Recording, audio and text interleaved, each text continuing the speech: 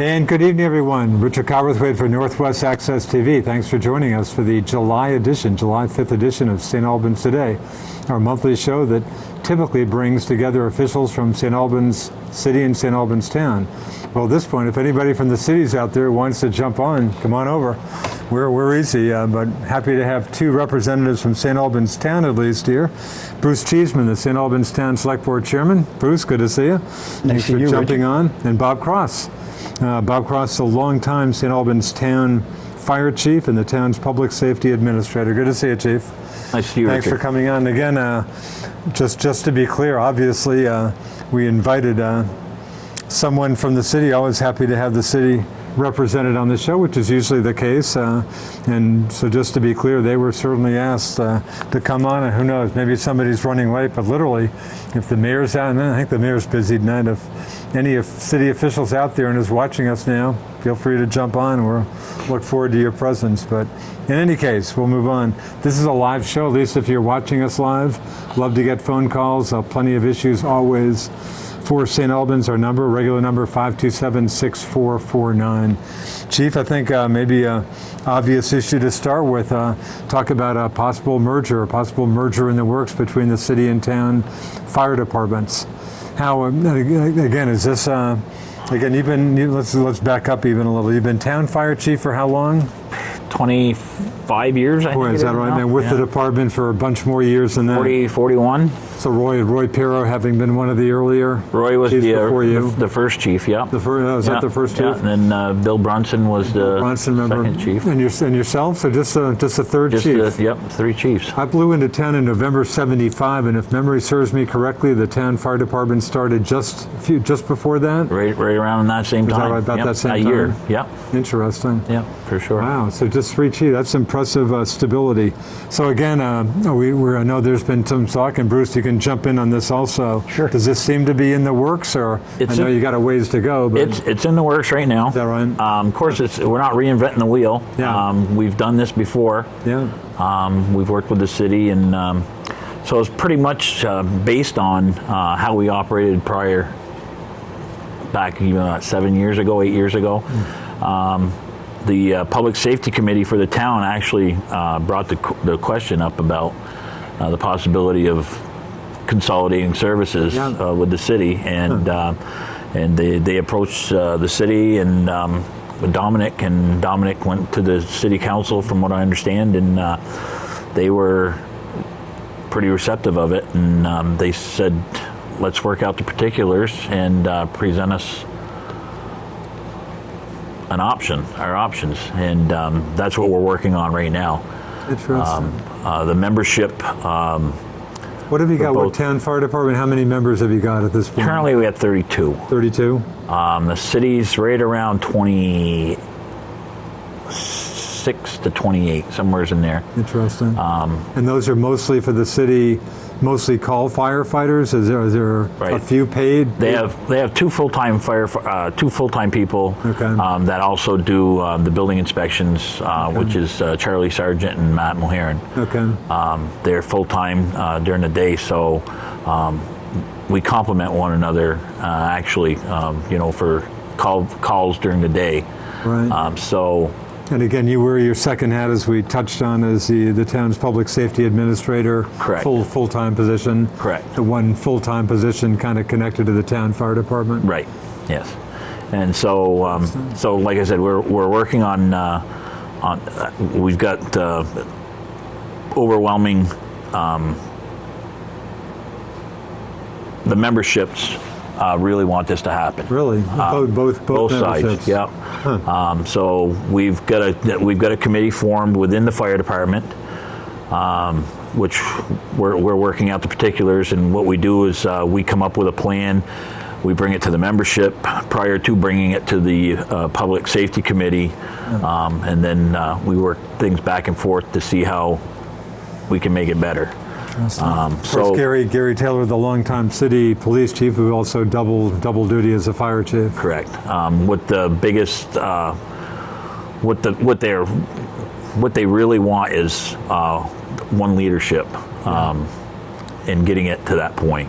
And everybody seemed to be on board with that. Really? Yes. And seemingly, as a town fire chief with Gary, certainly spending most of his time with the PD, you would loom as a pretty obvious choice. One would think if this happens, but I guess that's down the road. Right.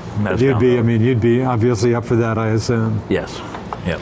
Bruce, this sounds like just a logical way to. Oh, it sure does. It sure does. Yeah. I mean, correct me if I'm mistaken, Bob, but doesn't the town show up to the majority of the calls that the city has, anyways? I mean, either way, Yeah. if we have a structure fire or the city has a structure fire, the tone automatically goes out for the other. Yeah. We work very well hand in hand together.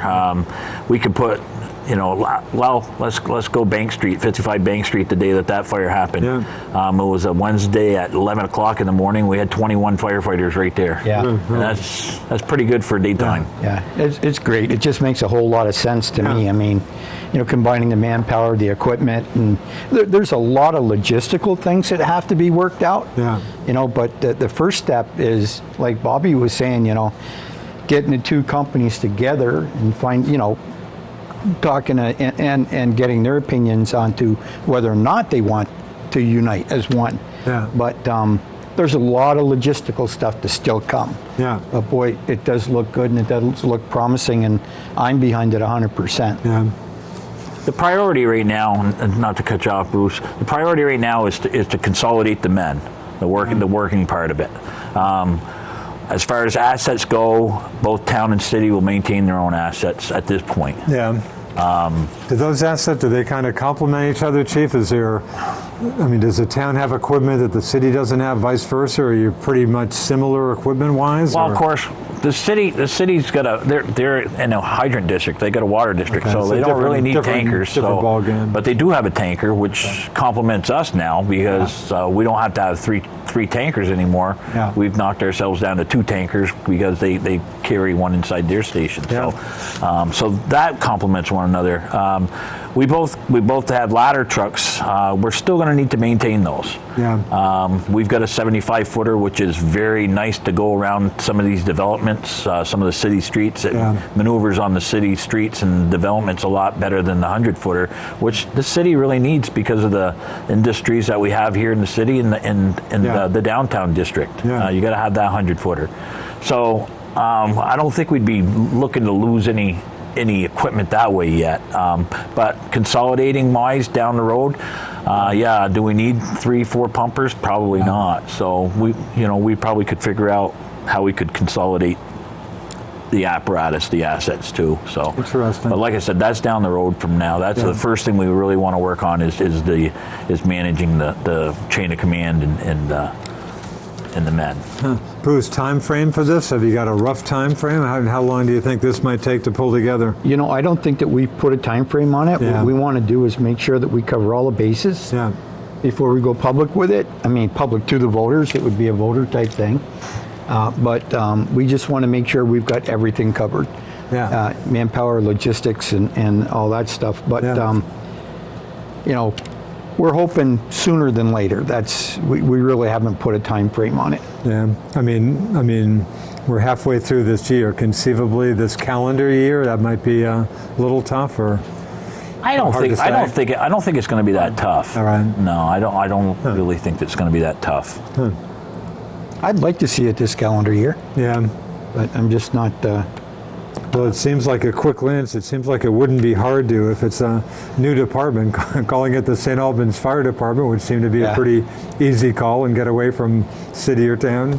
Yeah, whatever. Yeah. I know Kerry Johnson. That's what it would be. St. Albans Fire Department. Correct. Kerry Johnson's put a lot of time in on it, and so hasn't Al Bochelle. Yeah. And Al has got a lot of talents. He helped. He was the town manager for town of Colchester. So not to mention jumping in to St. Albans town for a while. Sure. And he had a police department there and a fire department that he helped manage. So he's pretty well adversed on these things. You're running into any NIG, I suspect. Again, you're talking a total of about 50, 60 members. There are bound to be a few folks. We've got a few members that are kind of And is some of that just kind of some of the old city town stuff? I think got something to do with it. I really do. But in general, there's seems to be a lot of support among the members. Yeah. What we have to start thinking about, Richard, and this is happening all over the United States and really in Vermont too. I mean, we're not having people knock down the doors to get on the fire departments. I bet.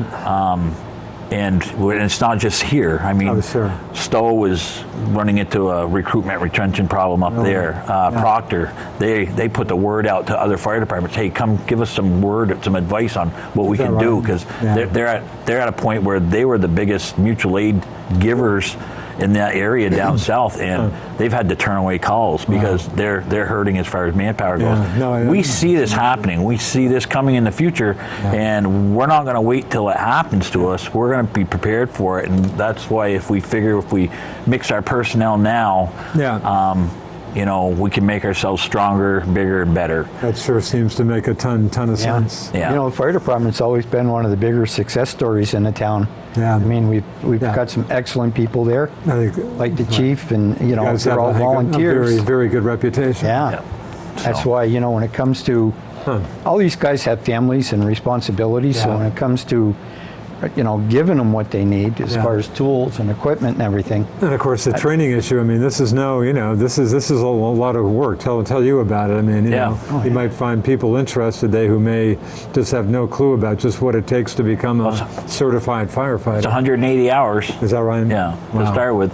And we're at the point now where the state's really starting to look at what can we do to make it easier and make it more appealing for somebody to come in and do this program. That's good. I'm glad to hear it. And so they're working on different ways. I don't know the best fix for it, because what they're talking about is trying to do it. Obviously, you need training. You have to be trained. They're talking about doing it quarterly, and if they do a 3 months here and then wait 3 months and do another 3 months. You're going to forget what you've learned the first 3 months. So I'm not for it, I guess. But if it works, I'm for it. But I don't know what's going to work. I don't know what the best fix is. Yeah. Have you got some younger members? Is it getting to be kind of an older department as the state gets older or whatever? Or? We've got some pretty good prospects coming up through. The BFA's got a very nice program over there. The unfortunate part is, the students, and I'm not picking on all the students, because there are some that will go out there and put themselves to it, but it's been a disappointment that we haven't had anybody come out of there level 1 certified in the last 3 years. But we have had some firefighters come out of there and gone on to get their level 1 Of course, it's the next level up, but I think at St. Mike's, of course, kids much involved with the rescue squad right across the college there. Right. Got one friend who was much involved with that in his St. Mike's years. Yeah. Boy, that'd be great if you could tap in, if some of the high school kids were more into that. Well, we've got some kids that are going in through, like Keith Baker's son's going to start the program, I think, next year. And, so the people that were involved in it before weren't really affiliated with a father or an uncle or anybody with it. They wanted to take the program, and they wanted to be a fireman, and then they thought it was a little harder than what they actually anticipated it to be. But when the next generation comes up through of firefighters, it's going to be family members, and I think that's what's going to really work at the schools. Interesting. Out of curiosity, how many women in the department have you got? Are there a few? Any? We don't have any right now. Is that right? We've had some women on our department and worked very well with us. Is that right? Nobody now. Yeah, nobody currently. We did have a lady stop by a couple of weeks ago and ask for an application, and we gave her an application and our rules, but we haven't seen her back yet. I'm hoping that she comes back, but. We're not, women in the fire service, there's some women out there that probably could do some of the things better than some of the men, so. Yeah. Chief, how long again you've been town fire chief? You said 25 years or so. You've been public safety administrator for how long? Be 3 years in December. That's about what I would have got, 3 years this December? Yeah. And talk about that job. What sounded like it made sense, especially with calls come in with, the members working who knows where and stuff. You can just kind of deal with some of that, but I'm sure that's just a small part of it. A lot of the stuff that I do is the administrative work. within the department, writing up protocols. We've had a few instances where we've had to design new bylaws, and so a lot of that paperwork has to be done. I do all the paperwork for the NIFRs and reporting systems, and I go on all the complaints during the day for fire complaints. I do a lot of site visits for the zoning administrator when for the DRB before they have to get an approval letter from me before they can.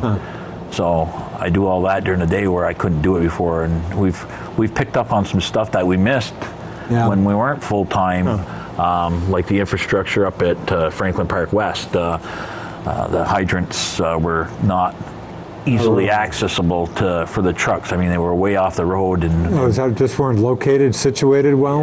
Yeah, really? And so all that's being covered now. So nobody gets away with anything that.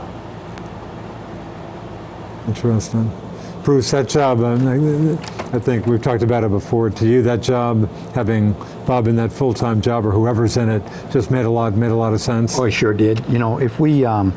As the town grows, to have somebody like Bob there with his experience it just makes too much sense not to have him there. But the problem that we're going to have is as the town grows, we saw some growth on our grand list this year, thank God.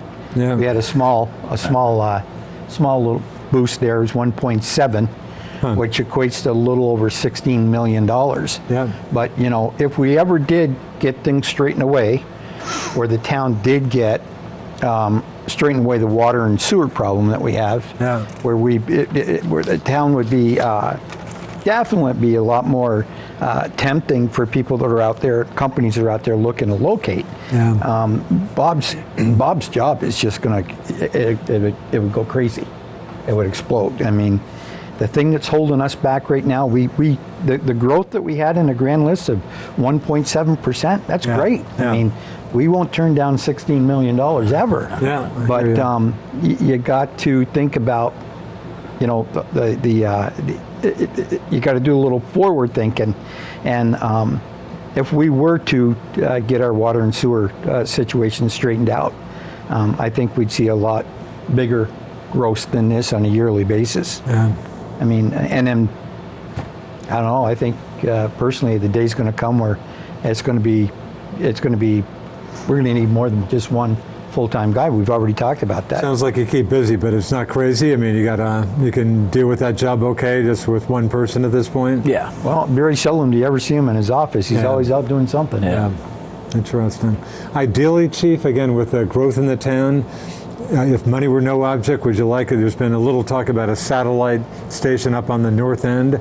Would that be ideally, or is that just nothing that's, you do okay with what you got? For fear of being shot over the airwaves. Okay, now the phones will start ringing. Hey, we love phone call. 527-6449 is our number.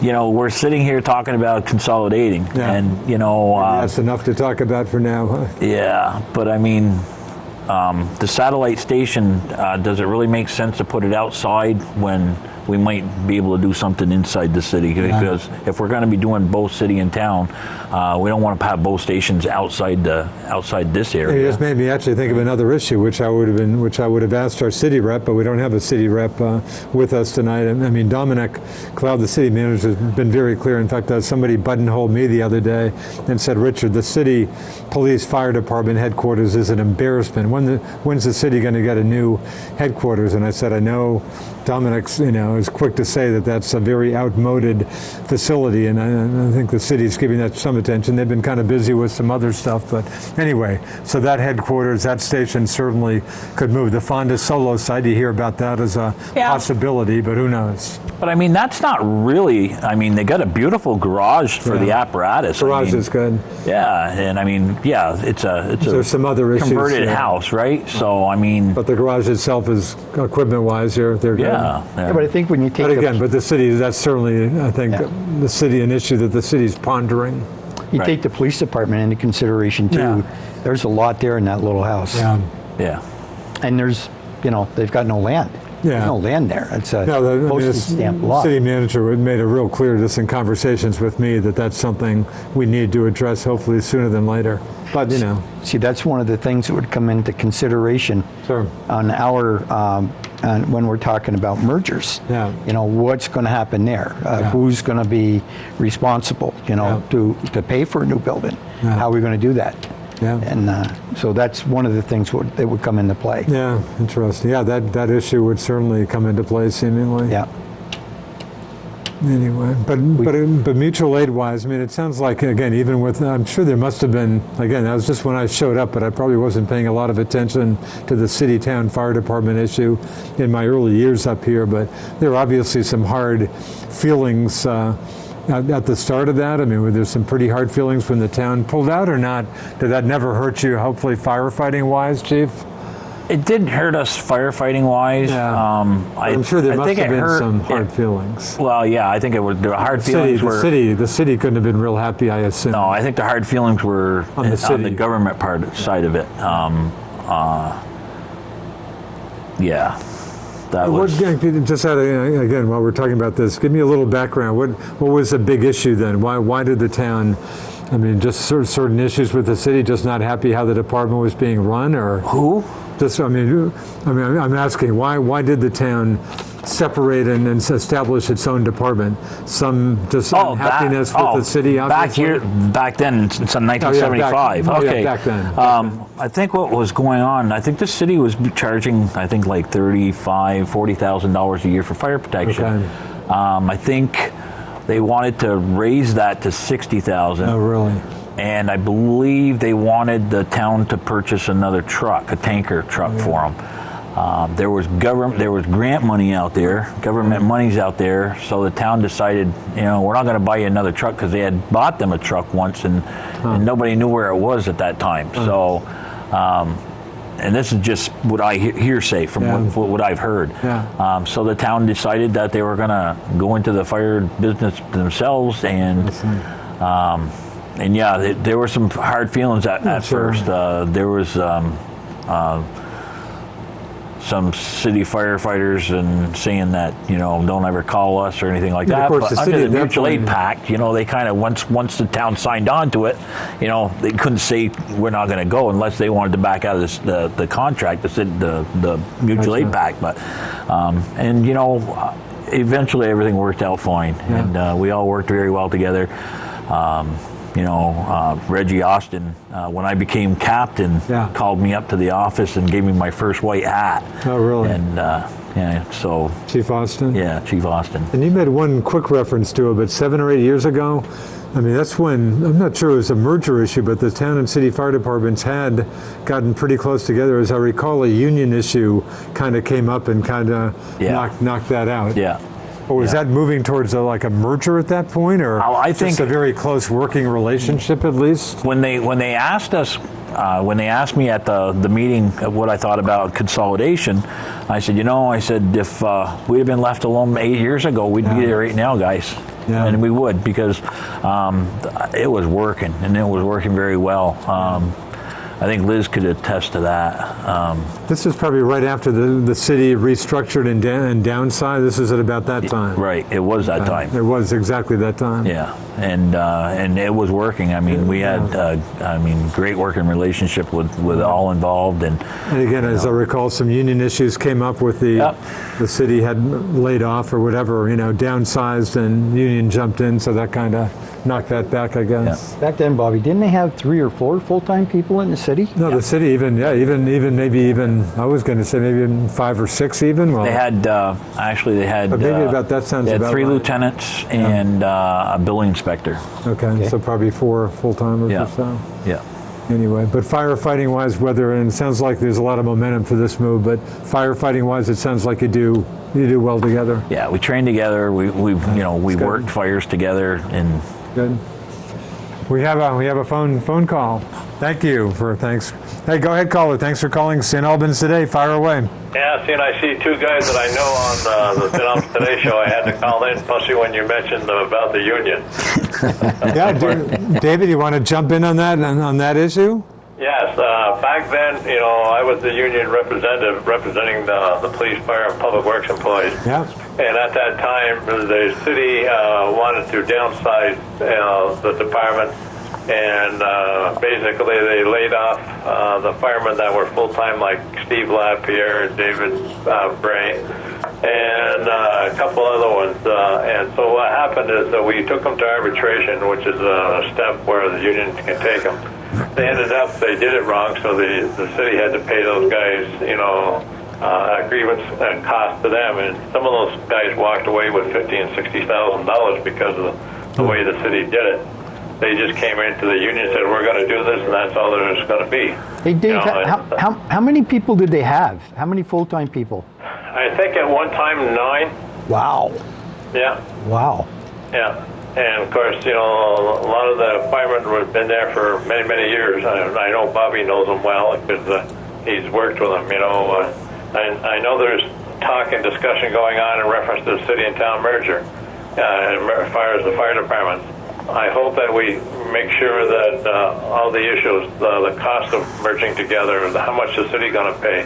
Is the city going to pick up the workers' comp? Is the city going to pick up the health insurance for those employees? Or are we going to do a one big package, like we do with the police department? The police department, we pay them way over $500,000, for a year for having police coverage, which they do an outstanding job. I'm not criticizing them.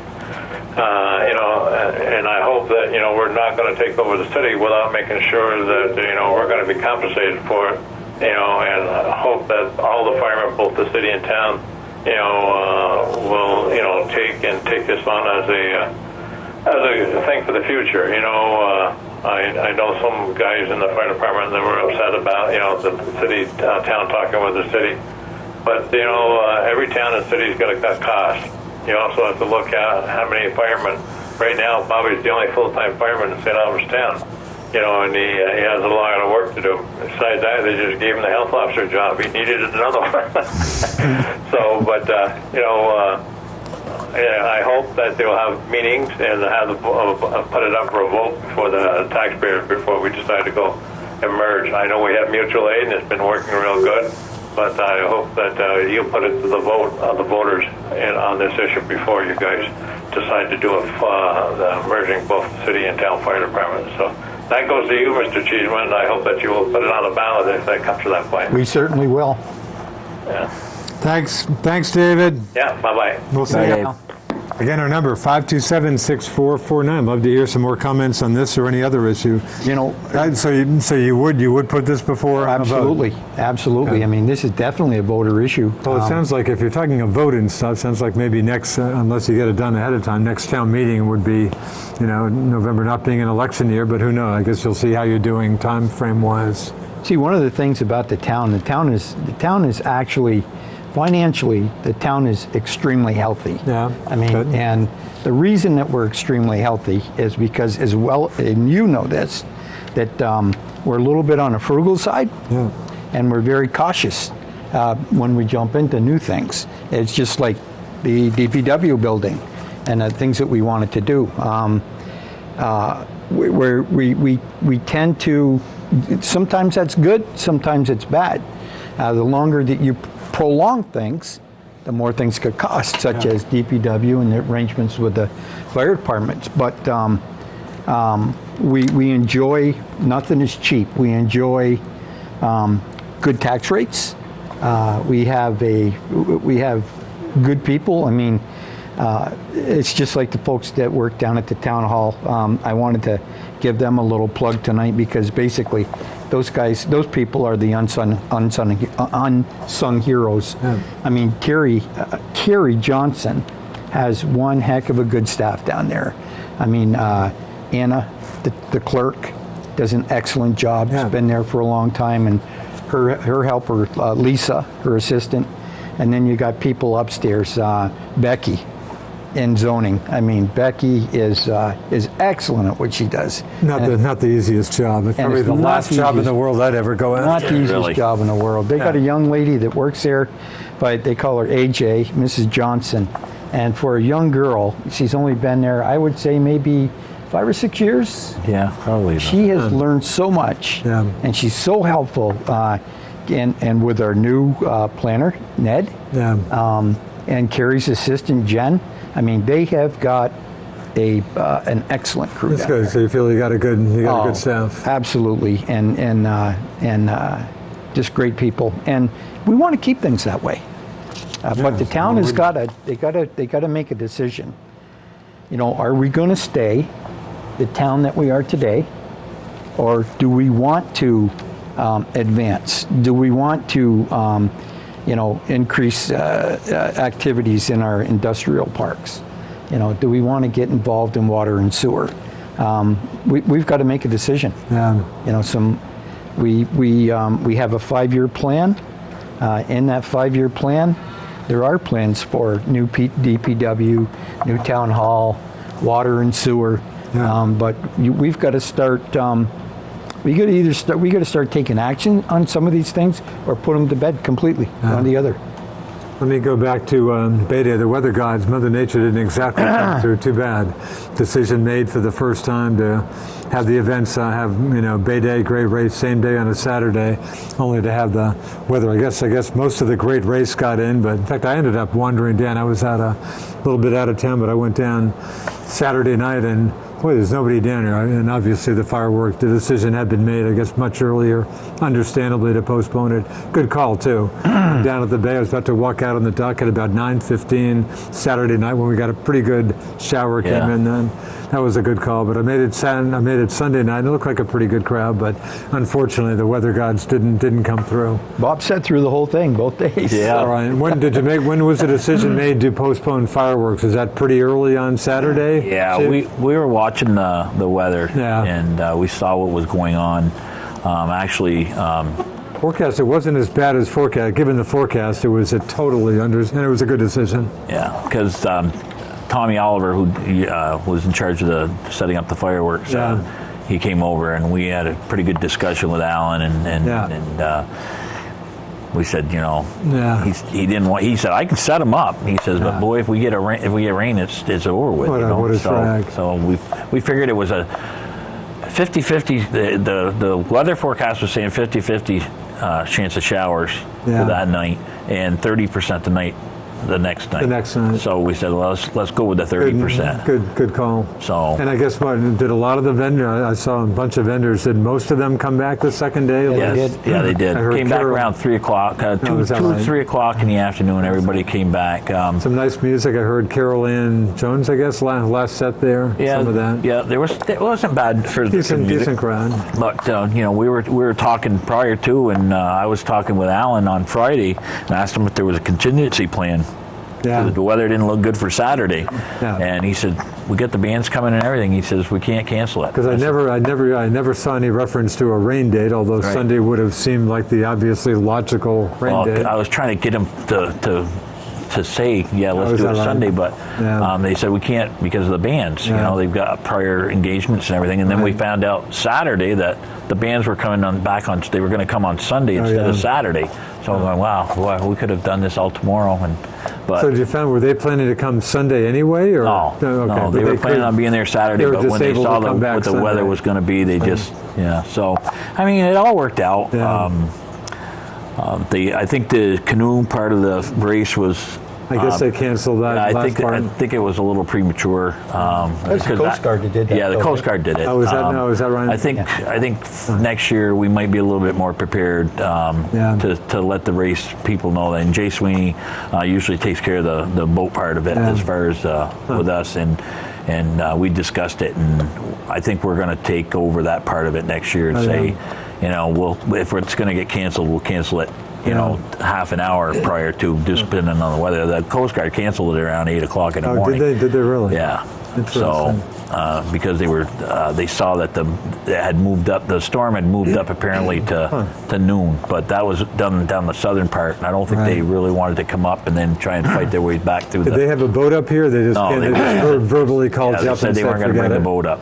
So interesting. So anyway, it still sounded like not a bad day. Again, the weather was less than cooperative for sure. When Bobby refers to Alan, that's our public works director. There's an Alan Rob Toy we're talking about. No, Alan Mastier. Alan Mastier. Sorry, we got two Alan. Right, we have two Alan. The town. Sorry, Alan Mastier. And Alan did a good Alan job. Mastier. Yeah, of Alan course. did a great job. Did a great job. He put a lot of time and effort into the it. whole park staff did. They did a great job down there. And again, I'm quick. I think Bruce has heard me about every month. I think the Bay Park is just kept in great shape, and when I see folks down there, I certainly are quick to tell them that you did some real nice landscape. Looks like you finished your walkway there. That Sure. looks like that's finished. But It's all paved. no, the Bay Park is. Yeah. You've done a real nice job. Yeah. I'm personally happy to see the lake level. I guess it's kind of good and bad with all the rain and stuff. The water quality people would say, no, Richard, you don't want to see a lot of rain with more nutrients, phosphorus getting in. But Right. boating, swimming wise, I'm not unhappy to see a higher lake level. Yeah. In fact, the lake's probably right pretty much up to the dock. Yeah, pretty close to the dock. Well, right now. it's on top of the dock a little bit right now. Because lake level, I think about 98.2. The dock's Yeah. right at about 98 or just Yeah. above 98. Yeah. Makes it easy for That's boaters close. right now. Hey, by the way, Richard, we Yeah. planted 20 new red maple trees down there Oh, is that right? In the Yeah. in the Bay Park? in the Bay Park. Oh, yeah. great. Excellent. So talking about the Bay, in fact, there was a letter to the editor in the Messenger just tonight of folks watching us live saying, hey, I want a marina. Where's the marina? But does that still appear to be making progress? Yeah, it is. As far as you know? It is. But we may not see anything visible this summer on that. Yeah, I think you will. I think is that right? I think you're going to see. Of course, they're working on the. They're getting a parking lot Looks like ready. they're working on the surface parking down there. Right. Somebody asked me about that today. I said I assume that's for the. I was marina. talking with Chuck Lowe, and he was telling me that they were probably going to be putting the docks in over there this year. Oh, Yeah, really? that's what his Okay. wife explained to me too. Yeah. You know, that marina is going to come together really quick. Yeah. I mean, they're putting their infrastructure in right now for the parking lot. Yeah. And then the marina basically consists of We're talking get docks the and docks in the docks. water. Yeah. You know, he's got the captain's house Yeah. that he's going to be renovating and selling boating goods out of it. But that's going to happen quick. Wow. And we're talking, what, about 150 slips, somewhere around there? 154. Yeah, 154. Yeah. That's right. So so we may see, well, again, the folks going by down there see the surface parking lot getting some attention. So it looks like that's moving ahead. Yeah, Yeah. he's going to sell fuel, and he's going to he'll have a pumping station Yeah. for septic and. Is he now? You tell him there's not going to be a boat. He's not doing a boat access area there, or No. okay, No. just going by. Boy, the boat access area gets pretty busy farther down Hathaway Point Road, of course. Yeah, Well, that does. you know, we've had some discussions amongst ourselves. Have you of this- talked about? Would you ideally like to see another boat access somewhere? Yeah, that's if we ever did anything with a DPW, if we moved Yeah, out of there, okay. that's one of the things that'd be a blast. that we'd like to do with. Yeah. Well, it's been talked about doing with that property because, I mean, it would be. Well, we have one right now, right? And geez, you go over there on a nice sunny day, and there's cars and trailers parked beside Right. the road, and it's Oh, hard sure. to maneuver through Yeah. there. Yeah. So I would say, yeah, we definitely need another one. Yeah. And it certainly would be complementary to Chuck's Marina. Yeah. And Speaking of the DPW, again, you took voters shot it down when you put it before voters a while ago to move it. Anything new to report on? well, we've got a committee. We formed a committee. They had their first meeting last week, and that's going to be one of the hot topics. I personally would like to see something, if at all possible, before the voters in March on that. Yeah. They know my concerns. They know what our desires are, and hopefully we're going to work real hard to try to get something before the voters. Yeah. You know, people referred to the one that we had proposed before as the Taj Mahal. I Right. think I don't know if that was. I mean, know- you didn't see it that way, but I you're didn't. somewhat. You didn't see it that way. No, I didn't. Absolutely not. I But mean, you the still only think thing, you could maybe come back with a lower price the proposal? lower price. Yeah, you know, if you take a look at what Swanton just put in up on. Of course, they got the old state highway garage here right off Yeah. Route 78. Yeah, they did a heck of a nice job. They got a Yeah. 6-bay building up there, and I do believe they spent. I think it was under $1 million to do it. Of course, there's still How many years ago was that? 2-3 years ago. The longer you wait, the more it's going to cost you. Absolutely. There's Oh, no They're doubt. still trying to sell their, I interview those folks periodically. I'll grab them again in another month and a half or so. But last report, they were still trying to sell their old property, the old Yeah. town garage property right by the school, seemingly heading for a residential use. But hopefully at some point they'll sell that. I think they tore all the buildings down. It's just got bare land now. Could be. Yeah. But no, it sounds like they did very well, with the old state highway garage there. Yeah. Anyway, so that may come back. Yeah, we've got a real good committee. I mean, we've got we have a real estate agent on it. We have an attorney. We have an engineer. Yeah. I mean, we really put a good group together. So hopefully we can come up with something that's somewhat that the voters would,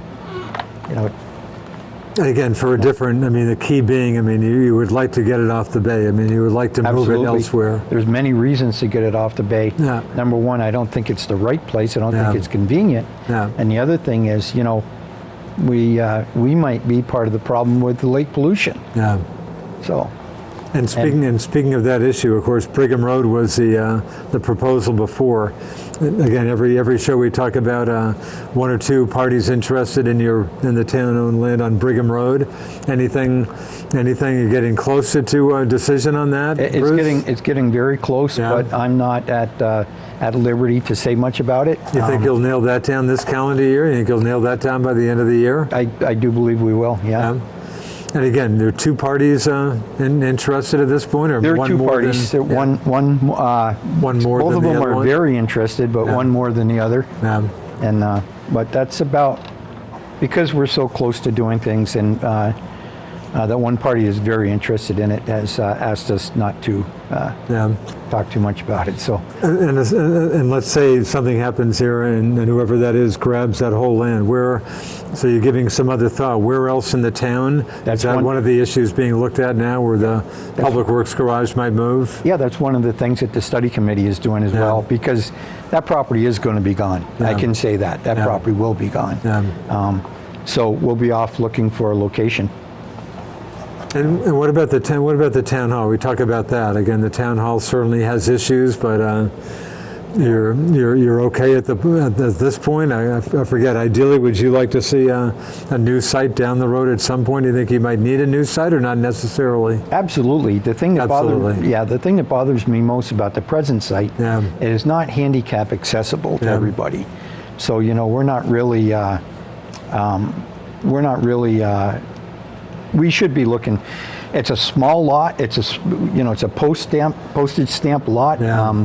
We've got the septic system that we have right down there right now. We built maybe 7-8 years ago. Yeah. It was only designed for 12 to 15 Really? years. So if we don't do something soon, a lot of things are going to come crashing down on us. But one of the things that I'm not comfortable with, and I don't like it, it's not accessible to everybody. Yeah. And it's got to be, in my book. So we did a study on it. We hired engineers to take a look at, number one, what it would cost to refurbish it and what it would cost to build a new one. Yeah. And the two numbers came out basically around the same. It was $1 million Really? either way, no matter what we did. So one of the things we're talking about right now and studying is combining it with DPW. Yeah. And would that be a better fit for us? Would that work out well? For that matter, with the chief here, if you did move on a new site for a town hall, DPW, might, As well as the fire department. the fire department might be part of that also. Who knows? Have to be location. Yeah. Brigham Road was definitely not the location for a fire department. Yeah, it sounds like right. With your current building, again, it sounds like the town, you've done very well keeping up on equipment and stuff.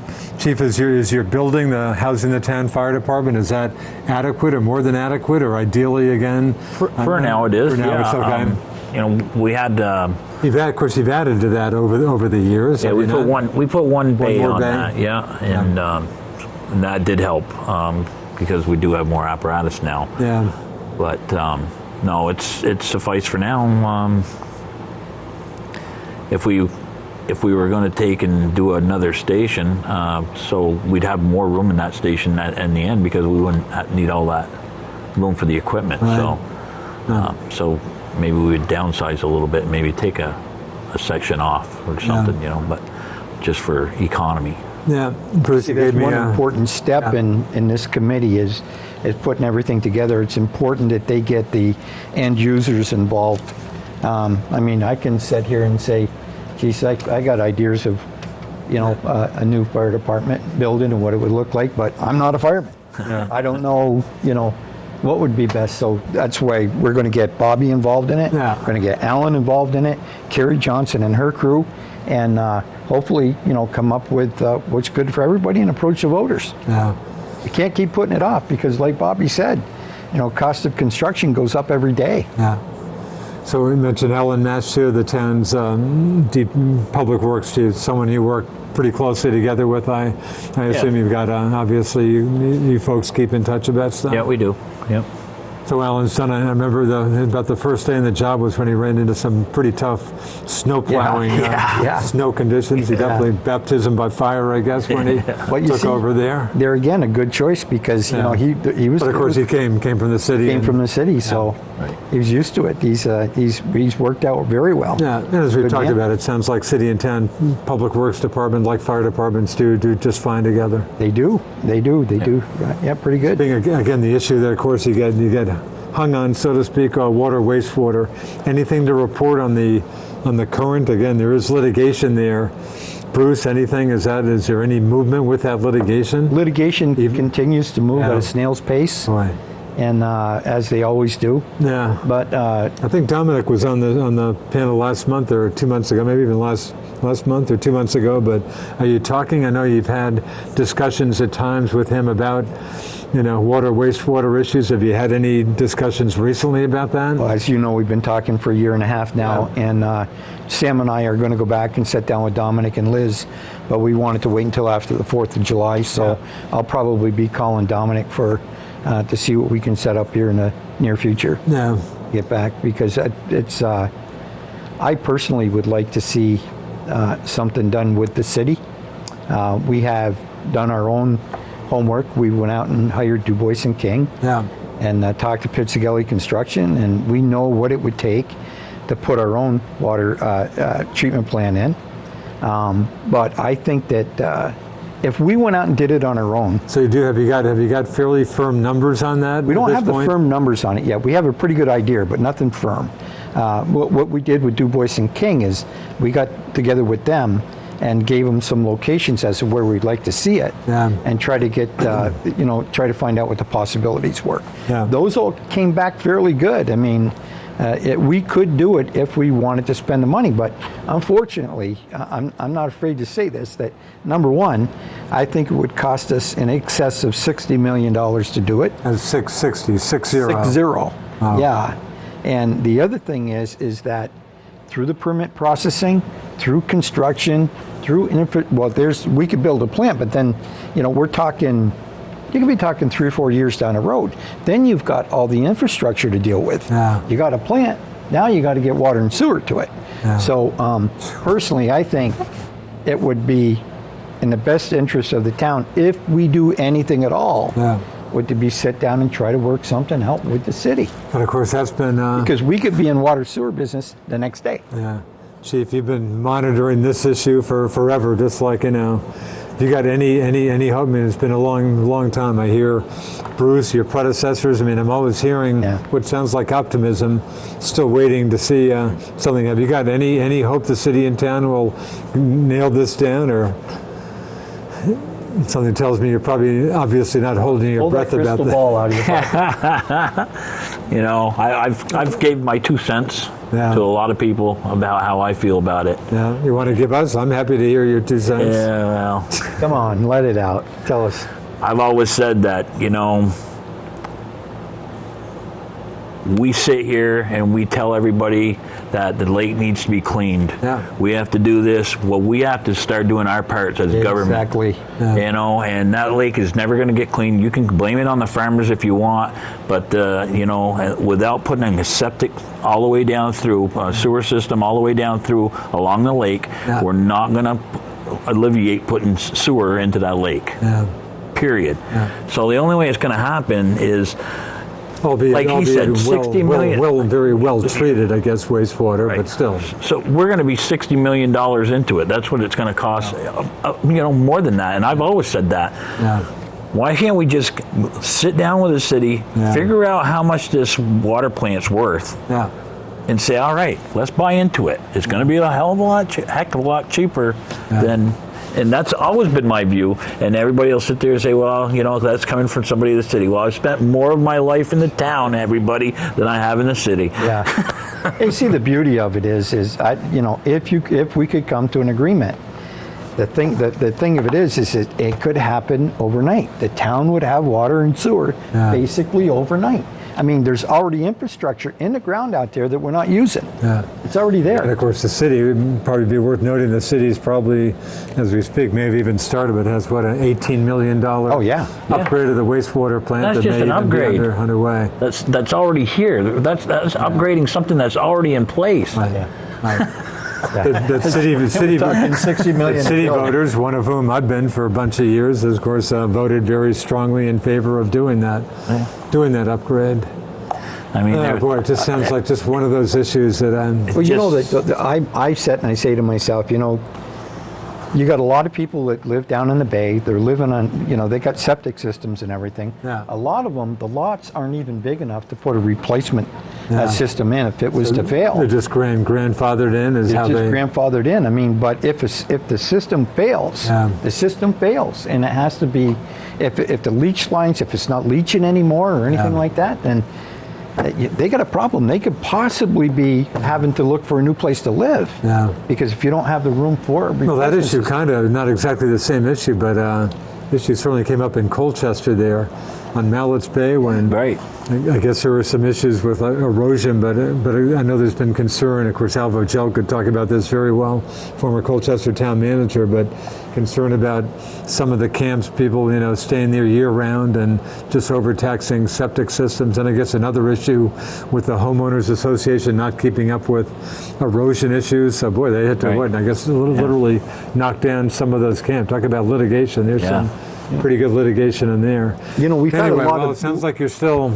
I'm always hearing hopeful comments. Love to hear them. We've had a lot of missed opportunities that the town and the city have, and I just hate to see another one go by. I mean, we could have done this back 10 years ago for a lot less money than what we're talking about right Bruce, now. Talking 60 million, I got to think that's pretty hard. I mean, is that pretty hard for you to picture the town going on its own? If we can't get the town to agree on $1 million DPW building, how are we going to get the taxpayers to even consider looking at a $60 million? Now, that's one plant. Good point. It would take, in my opinion, it's going to take more than one plant to service the town because of the demographics. And these aren't the good old days when the feds would kick in maybe 75% of it. No. When the city did its big upgrade with Bill Chaffee in command, I guess back in the 80s, overwhelming approval when St. Albans Bay was a real poster child for Lake Champlain pollution. Now, unfortunately, for Missisquoi Bay, that's probably taken over that position. But anyway, overwhelming approval to upgrade of course, unfortunately, as we've talked about a million times, the improvement that everybody thought would happen when that happened, unfortunately, didn't really happen. But anyway, so the talks you'll keep talking about it anyway. We'll continue to talk. I mean, we're bound and determined that it's going to come to a conclusion one way or the other. Yeah. And I got to admit that the talks with the city have been recently somewhat they've been good. I mean, we've ironed out a lot of things. It's just that we're still going back and forth on a couple of issues. We started with a whole bunch of them. We've got it narrowed down to one or two right now. And the city's been very accommodating on listening to what we have to say. And we've made some adjustments. Sam and I have been working with Liz and Dominic, I think, for close to 2 years now. And halfway through that first year, I thought we might come to some sort of a decision, but I thought as I mentioned before, Bernie Boudreau, former town Selectboard chairman, and Liz Gamas certainly seemed to have a very good professional relationship. I had some hope that those folks might pull it off, but I realized it's a tough issue. But hey, the effort will continue, I'm sure. Well, I think now what we have is we have enough information to go to the voters We got a couple other things to straighten out with the city. We have Plan A and Plan B, and if you take a look at the two plans financially, there's only one way to go as far as I'm concerned. Yeah. Speaking of Sam, a reference to Selectman Sam Smith, I noticed, I guess it came up at one of your recent meetings. Messenger had a story, but I guess some of the folks in Grice Brook were hoping that the road would be taken over by the town. Sounds like that's a bit of an issue there. Is that a possibility, well, Bruce, or anything you can tell us about that? Yeah, I sure can. I'd like to talk about that for a while. You know, you've got like 48 residents over So there. we're talking 48 units in 48 units over there. Huh. Those people probably, tax-wise, they're probably good for $120,000 a year in property taxes. And they cost the town very little. I mean, they're seniors. They don't have kids in school. Yeah. I kind of blew up a little bit at the meeting when Grace Brook come in to talk to us. And Probably should note that Sam Smith, being the developer there, recused himself. he did, as he should have. As he should have, obviously. And but you know, I would like to. I've been talking with Carrie and Carrie Johnson, our town manager. I said, look, Carrie, and the rest of the board is agreeable. Let's just cut to the chase and see what we can do. Okay, we've talked about all the things, the reasons why we can't do anything. Now let's see what we can do for these people. So what we've done recently is we've retained Sam Reggiano.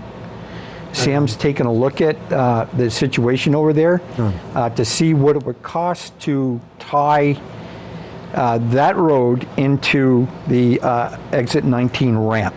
Huh. Oh, yeah. So we have had some brief discussions with the state of Vermont about it, and the state has not said no. Really? Okay, so there's a possibility that we could, there's something we could do for them there. Now this has got nothing to do with Sam's Road, which he calls Grace Brook Road, that comes in off from 104. Yeah. We're just talking about that stretch of road that the people are complaining about. I think what we might do in a case like that is, if we could tie into the ramp, maybe a cul-de-sac of some sort at the end of that road. But that's one thing we're looking at right now. So Sam Reggiano, I tried to get a hold of him just before the 4th of July weekend, and to get to see where he stood on it. And unfortunately, Sam's working on it himself, and he was on vacation. So I'm going to get back with him this week, because I really do think that, you know, like I said at the meeting, you know, the buck stops here. We need to would work with these people and see what we take over roads all the time in this town. You know, and I can't see a big reason why we can't take that road over. Speaking of that neck of the woods, again, the proposal for the rec path, bike path from Satek out to Collins Pearly, of course, voters shut that down.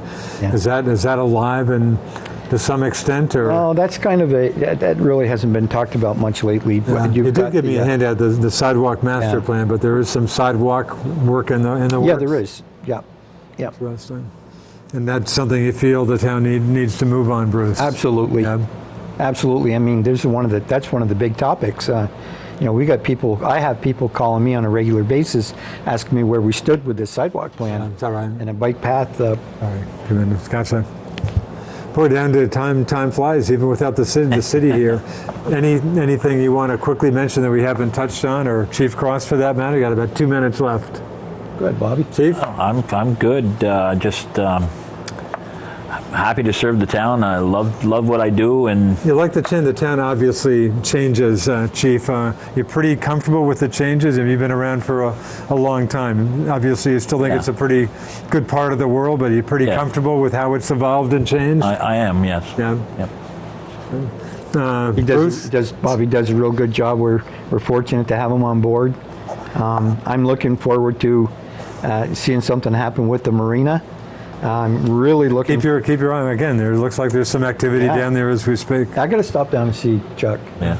And hopefully, the big thing for me, water and sewer, and doing something for these folks over at Grace Brook. Okay, sounds like you got plenty to work on. Yeah. Again, I want to thank the town reps very much for being on board tonight. Bruce Cheeseman, the town select board chairman. Always good to see Bob Cross, the longtime chief in St. Albans town and the town's public public safety administrator, and I guess I neglected health officer as well. Anyway, and again, I'll be honest, disappointed we had no one from the city tonight. Obviously, we asked the city to be here. Hopefully, we'll see somebody from the city next month, but disappointed that the city didn't make it. Very much thanks to the town for making it. Thanks to David and Joanne for doing all the hard work. I'm Richard Cowperthwait. Hey, flip over your channel by one and watch a live sports show in half an hour. But thanks for watching St. Albans Today. We'll see you in August. Thanks. See ya.